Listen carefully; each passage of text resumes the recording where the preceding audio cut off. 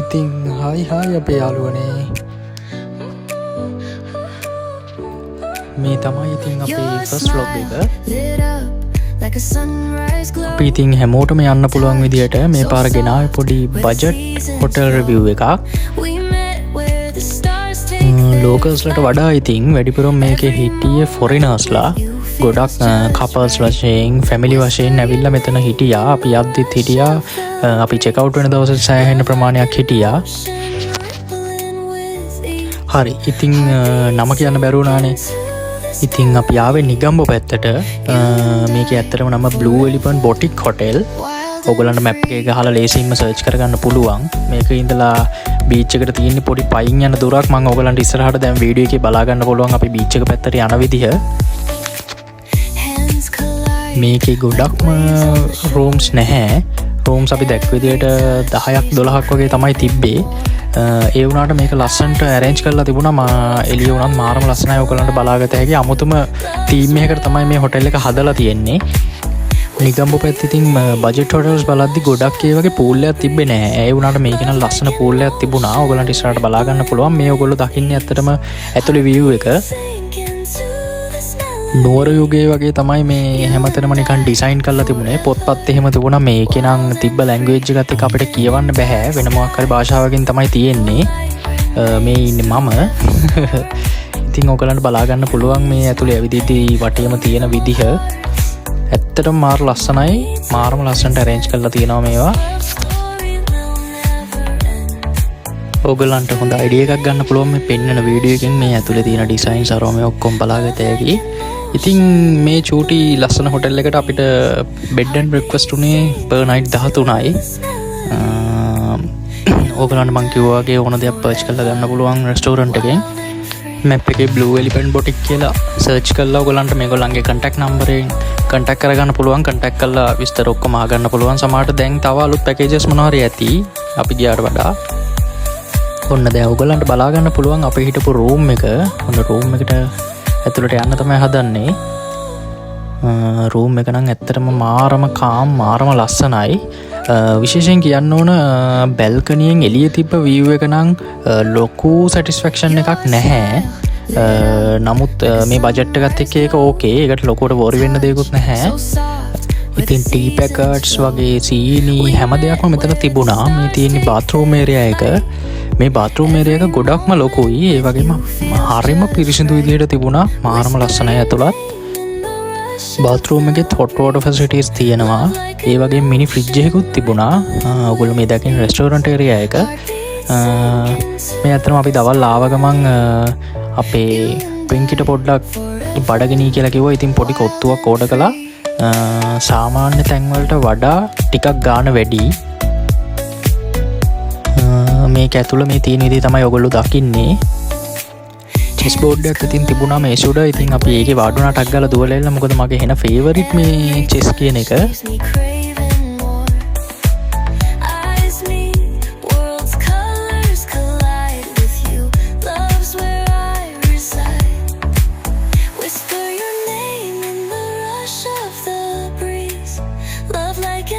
දැන් මම වීඩියෝ එකේ මුලදී කිව්වා වගේ මේ තියෙන පූල් ඒරියා එක මම කිව්වා ඔයගලන්ට මැද හරියදී බලා ගන්න පුළුවන් කියලා. මේ රැයට ලයිට් දාලා තියෙන විදිය මේක මාර ලස්සනයි. මෙතන view එක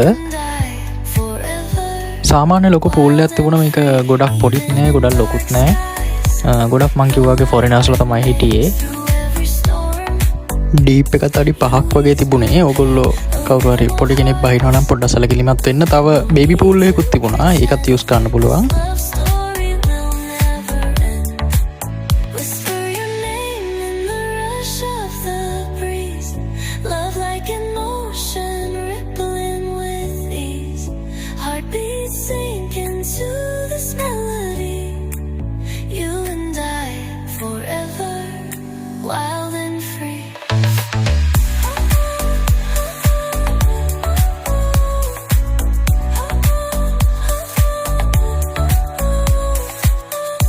ඔය තියෙන රැයට රෙස්ටෝරන්ට් එක පේන විදිය ලස්සනට ලයිට් දාලා තිබුණා. වටේම කහ පාටින් වගේ ලයිට් දාලා තිබුණේ. පූල් එකත් එක්කම තමයි ඒකත් තියෙන්නේ. ඒකින්ද කද්දිත් පූල් එක පේනවා. ඒකත් ලස්සනයි. ඉතින් බලාගෙන කන්න පුළුවන්. ඉතින් මේක රෙස්ටෝරන්ට් එක ඇත්තටම එළියෙන් ගෙන අයට උනත් පර්ච් කරලා කන්න පුළුවන්. ගොඩක් ෆොරිනර්ස්ලා ඇවිල්ලා මේ රෑටත් කට්ටිය කනවා. ඒ කියන්නේ හොටෙල් එකේ නවතින්නේ නැති කට්ටිය උනත් එළියෙන් ඇවිල්ලා රෙස්ටෝරන්ට් එකේ කෑම ඕඩර් කරලා කනවා. ඔන්න ඉතින් අපි දෙන්න ලෑස්ති වුණා ඔන්න ඩිනර් ගන්න යන්න. මේ තියෙන රූම් එකේ ඔය තියෙන මිරර් එක ගාව අපි දෙන්න පොඩ්ඩක් ලෑස්ති වෙද්දි ගත්ත පොඩි වීඩියෝ එකක්. හවස 6 ඉඳන් වගේ 25% විතර ඔෆර් එකක් යනවා බෙවරේජස් වලට. ලිකර් වලටත් ඒක ඉන්ක්ලූඩ් වෙනවා. ඔයගලන්ට ලිකර් උනත් ගන්න පුළුවන් හැපි හවර් ඒක යටතේ. මම මුලින් කිව්වා වගේ කෑම නම් පොඩ්ඩක් ඉතින් ප්‍රයිස් වලින් වැඩි. සාමාන්‍යයෙන් දෙන්නෙකුට එක මීල් එකක් 3000ක් වගේ වෙද්දි කන්න පුළුවන්. හැමදේම වගේ තිබුණා පීසා, බර්ගර්, සබ්මරීන්, රයිස් හැමදේම වගේ තිබුණා. ඒ කියන්නේ නිකම්බෝ ඇත්තේ තියෙන ස්පෙෂල් දේවලුත් තිබුණා. මේ තියෙන අපි ඩිනර් වලට ගත්තේ ඒවා. අපි ගත්තා ලාර්ජ් පීසා එකකුයි බර්ගර් එකකුයි ගත්තේ.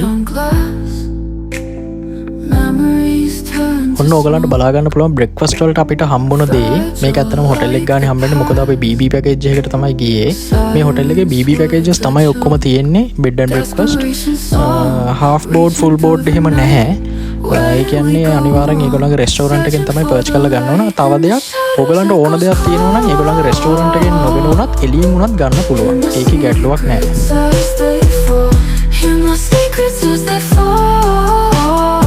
මම මුලින් කිව්වා බීච් එකට වෝකින් ඩිස්ටන්ස් තියෙන කියලා. සාමාන්‍ය මීටර් 400ක් වගේ තියෙනවා. අපිට පාරවල් කීපයක්ම තියෙනවා. ඕන පැත්තකින් යන්න පුළුවන් බීච් එකට, නිගම්බු බීච් එකට. කොහෙන් ගියත් යන්න පුළුවන්. ඉතින් පොඩි දුරයි මං කිව්වා වගේ තියෙන්නේ.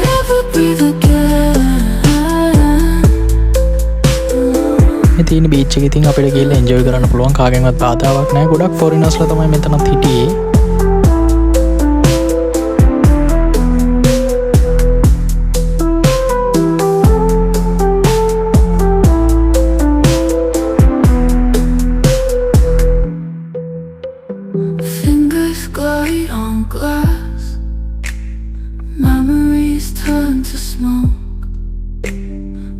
Like the past, silenced words I choke. In the shadows echoes call.